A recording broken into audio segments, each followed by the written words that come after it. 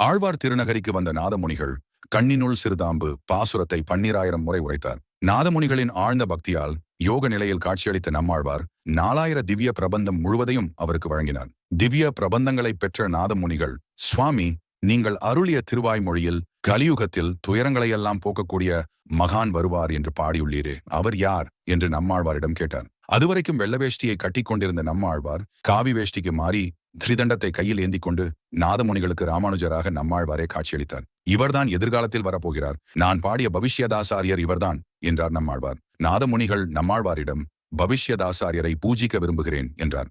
நம்மாழ்வார் ஆழ்வார் திருநகரியில் வாழ்ந்த ஒரு சிற்பியின் கனவிலே தோன்றி மீண்டும் நம்மாழ்வார் ராமானுஜரின் திருக்கோலத்தில் சிற்பிக்கு காட்சியளித்து, சிற்பியே, என்னை போலவே இதே வடிவத்தில் திருமேனியை நீ வடித்துக் கொடு என்றார். அந்த வடிவத்தை சிற்பி வடித்து நாதமுனிகளிடம் சமர்ப்பித்தார்.